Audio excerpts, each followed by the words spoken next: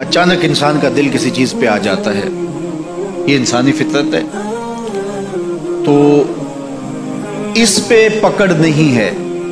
सूफिया कहते हैं कि तुम्हारा दिल इतना साफ हो कि तुम्हारे दिल में ये बात भी ना आए, गिना तुम्हें नसीब हो जाए। लेकिन इसके बावजूद हम बशर हैं, कमज़ोर हैं, तो किसी शख्स के पास कोई चीज़ देखी और ललचा गया दिल उसकी तरफ, और फिर उसको हासिल करने के लिए कोशिश में, तरद्दुद में लग गया।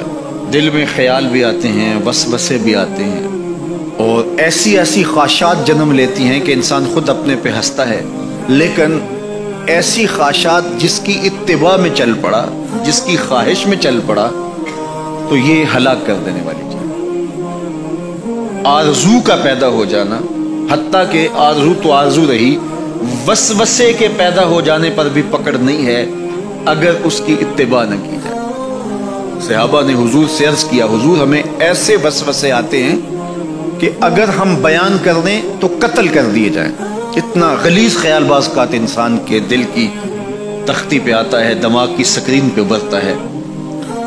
तो फरमाया कि तुम क्या करते हो? तो उन्होंने कहा कि हम उसको झटकने की कोशिश करते हैं। जब इस तरह का कोई ख्याल आता है तो बंदा उसको झटकता है, दूर करता है, और बंदा खौफज़दा होता है और अल्लाह की पनाह में आता है, और उसकी एक हालत होती है।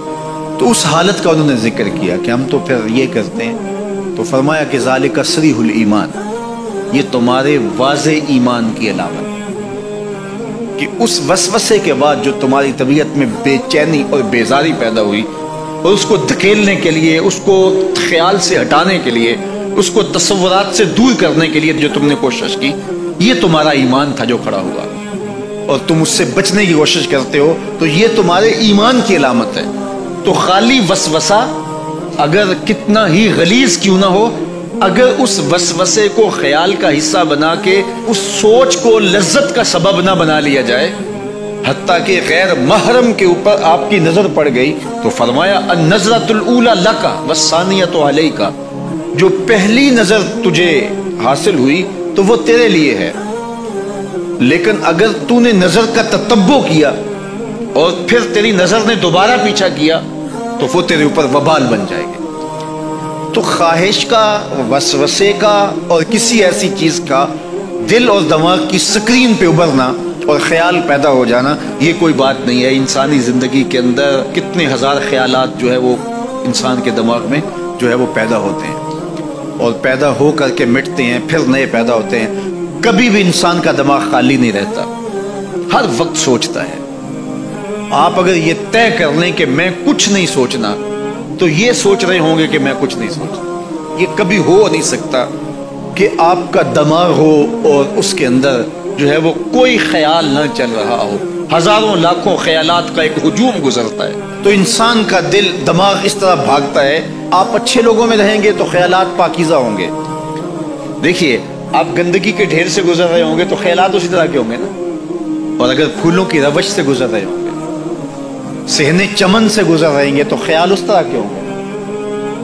आप जो है वो किसी बाजार से गुजर रहे होंगे तो ख्याल उस तरह के होंगे, और मदीने की गली से गुजर रहे होंगे तो फिर ख्याल उसी तरह के होंगे ना। इस वक्त आपके ख्यालों की दुनिया किसी और जहां में आबाद है, इसलिए कि आप रसूलुल्लाह का फरमान सुन रहे हैं। लेकिन अगर आपके सामने को गवैया गजल गा रहा हो, तो फिर ख्याल की वादियों में भटक के कहीं आप और खड़े होंगे। अब बात हुजूर के फरामीन की हो रही है, तो तसव्वुर फिर गुंबद खजरा के मकी का ही होगा ना, तसव्वुर तो फिर शहर हबीब का ही होगा।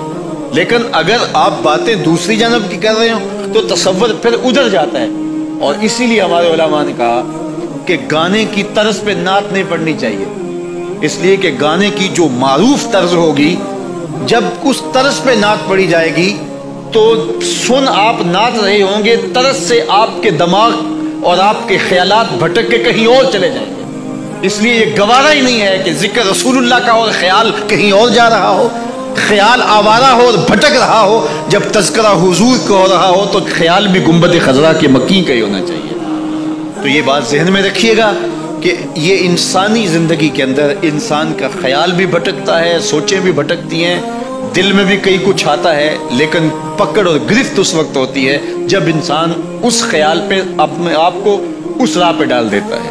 لالچ کا پیدا ہونا بھی شریعت میں ماخوذ نہیں ہے، وہ تمہارے لیے جو ہے وہ